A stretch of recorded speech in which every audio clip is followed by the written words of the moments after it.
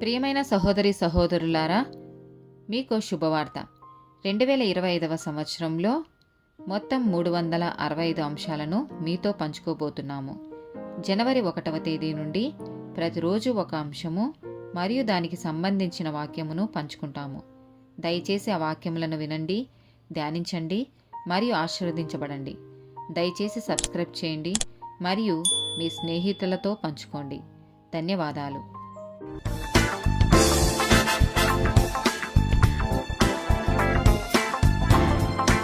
143rd day topic ఇతరులను క్షమించడం. మత్తయి సువార్త 6వ అధ్యాయము 14, 15 వచనాలు. మనుషుల అపరాధములను మీరు క్షమించిన ఎడల మీ పరలోకపు తండ్రియు మీ అపరాధములను క్షమించును. మీరు మనుషుల అపరాధములను క్షమింపకపోయిన ఎడల మీ తండ్రియు మీ అపరాధములను క్షమింపడు.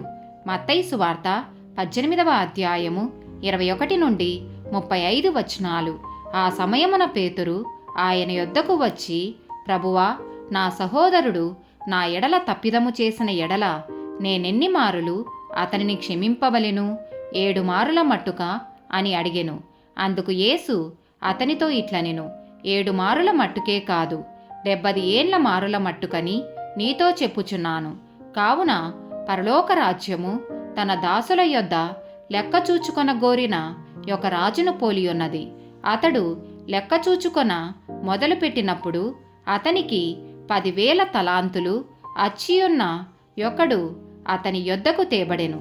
అప్పు తీర్చుటకు వాని యొద్ద ఏమీయూ లేనందున వాని యజమానుడు వానిని, వాని భార్యను, పిల్లలను, వానికి కలిగినది యావత్తును అమ్మి అప్పు తీర్చవలెనని ఆజ్ఞాపించెను. కాబట్టి ఆ దాసుడు అతని ఎదుట సాగిలపడి మ్రొక్కి, నా ఎడల ఓర్చుకొనుము, నీకు అంతయు చెల్లింతునని చెప్పగా, ఆ దాసుని యజమానుడు కనికరపడి వానిని విడిచిపెట్టి వాని అప్పు క్షమించెను. అయితే ఆ దాసుడు బయటకు వెళ్ళి తనకు 100 దేనారములు అచ్చియున్న తన తోడి దాసులలో ఒకనిని చూచి వాని గొంతు పట్టుకొని, నీవు అచ్చియున్నది చెల్లింపుమనెను.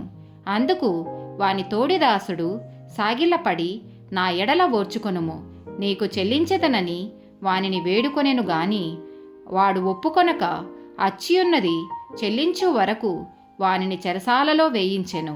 కాగా వాని తోడి దాసులు జరిగినది చూచి మెక్కిలి దుఃఖపడి వచ్చి జరిగినదంతయు తమ యజమానునికి వివరముగా తెలిపిరి.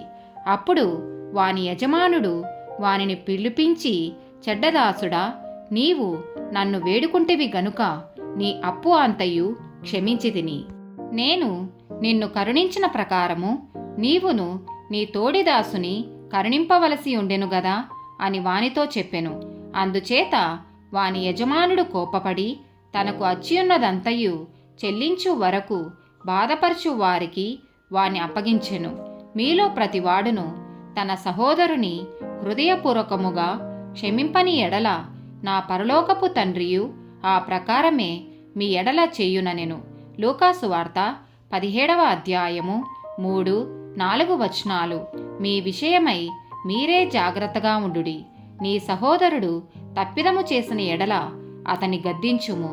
అతడు మారుమనసు పొందిన ఎడల అతన్ని క్షమించుము. అతడు ఒక దినమున 7 మారులు నీ ఎడల తప్పిదము చేసి 7 మారులు నీ వైపు తిరిగి మారుమనసు పొందితిననిన్న ఎడల అతన్ని క్షమింపవలననెను.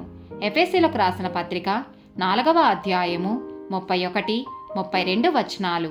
సమస్తమైన ద్వేషము, కోపము, క్రోధము, అల్లరి, దూషణ, సకలమైన దుష్టత్వము మీరు విసర్జించుడి. ఒకని ఎడల ఒకడు దయగలిగి కరుణాహృదయులై క్రీస్తునందు దేవుడు మిమ్మును క్షమించిన ప్రకారము మీరును ఒకరినొకరు క్షమించుడి. మార్కు సువార్త 11వ అధ్యాయము 25వ వచనము. మీకు ఒకని మీద విరోధమేమైనను కలిగి ఉన్న ఎడల మీరు నిలవబడి ప్రార్థన చేయునప్పుడెల్లను వాని క్షమించుడి. 1 కొరింథీయులకు రాసిన పత్రిక 13వ అధ్యాయము 4, 5 వచనాలు. ప్రేమ దీర్ఘకాలము సహించును, దయ చూపించును. ప్రేమ మత్సరపడదు, ప్రేమ డంబముగా ప్రవర్తింపదు. అది ఉప్పొంగదు, అమర్యాదగా నడువదు, స్వప్రయోజనమును విచారించుకొనదు, త్వరగా కోపపడదు, అపకారమును మనసులో ఉంచుకొనదు. 1 పేతురు రాసిన పత్రిక 4వ అధ్యాయము 8వ వచనము. ప్రేమ అనేక పాపములను కప్పును గనుక అన్నిటికంటే ముఖ్యముగా ఒకని ఎడల ఒకడు మిక్కటమైన ప్రేమ గలవారై యుండుడి. ఆదికాండము 45వ అధ్యాయము 5 నుండి 8 వచనాలు. అయినను నేనిక్కడికి వచ్చినట్లు మీరు నన్ను అమ్మివేసినందుకు దుఃఖపడకుడి, అది మీకు సంతాపము పుట్టింపనీయకుడి. ప్రాణరక్షణ కొరకు దేవుడు మీకు ముందుగా నన్ను పంపించెను. 2 సంవత్సరముల నుండి కరవు దేశములోనున్నది. సేద్యమైనను కోత అయినను లేని సంవత్సరములు ఇంకా 5 వచ్చును. మిమ్మును ఆశ్చర్యముగా రక్షించి దేశములో మిమ్మును శేషముగా నిలుపుటకును ప్రాణముతో కాపాడుటకును దేవుడు మీకు ముందుగా నన్ను పంపించెను. కాబట్టి దేవుడే గాని మీరు నన్నిక్కడికి పంపలేదు. ఆయన నన్ను ఫరోకు తండ్రిగాను అతని ఇంటివారి కందరికీ ప్రభువుగాను ఐగుప్తు దేశమంతటి మీద ఏలికగాను నియమించెను. ఆమేన్.